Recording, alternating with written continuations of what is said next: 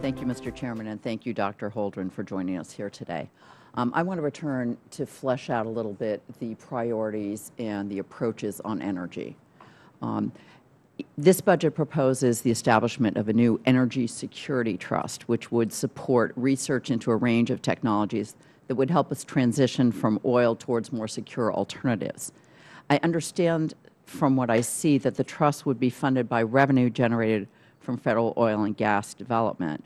But can you give us any more details about how that trust would actually be carried out? For example, would the money go directly towards augmenting current programs, relevant programs in DOE's Office of Energy Efficiency and Renewable Energy, or ARPA-E, or are you proposing some kind of new mechanisms or programs for supporting research? The set of questions around exactly how this would work is one that we expect to be in a continuing conversation with the Congress about. We would envision a variety of approaches, including strengthening the support for some existing programs, but providing support for some new opportunities not currently being funded. But again, that is at an early stage of formulation, and we would expect to do it in consultation with the Congress.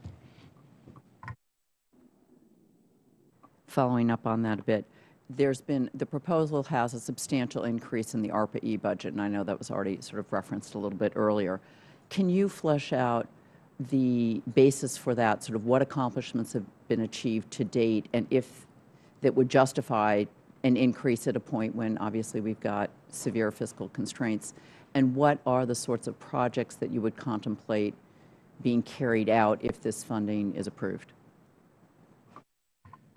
Well, you know, ARPA-E in its short history has developed a strong reputation for thinking outside the box and for developing new ideas that can contribute substantially. Some of those ideas have been in the domain of energy storage, advanced batteries, fuel cells, and so on. Some of them have been in the domain of advanced biofuels. Some of them have been in the domain of how we can make our grid much smarter and much more efficient. I think folks who follow the energy technology field closely believe that money invested in ARPA-E has had a lot of leverage, and so we're proposing to expand it on that basis. I appreciate that. This is an area that's of enormous interest. In Connecticut, we have a lot of fuel cell energy, other companies that are startups that are very interested in working on this, and obviously basic research that can augment what the private sector would try to develop is of great interest. But again, we need to be looking at accountability. If I can switch gears for a moment, you referenced just a moment ago synergies between different areas, and one I'd like to turn to is on the bioeconomy.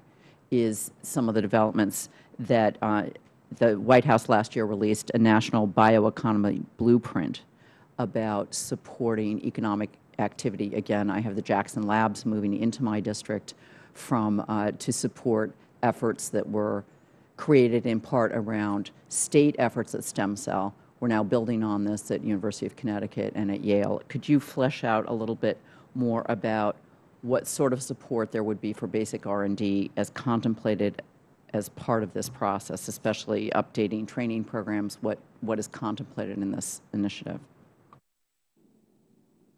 Well, if you look at the range of challenges and human needs that we face across the space of health, across the space of food and agriculture, across the space of materials and sustainable resources, what we found in that bioeconomy blueprint is that there is enormous potential at the intersection of several branches of biology, including genomics, to contribute to really path-breaking advances that would affect all of these domains, that would affect health, that would affect food and agriculture, that would affect the development of new, better, and more sustainable materials.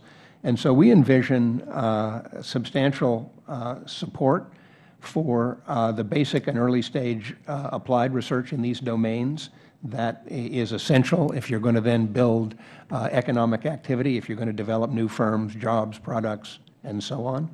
And I'd be happy to provide you with more detail about that and sort of an update on the pace of progress on different aspects of the bioeconomy blueprint, but that would probably be more detailed than I can run through in a hearing.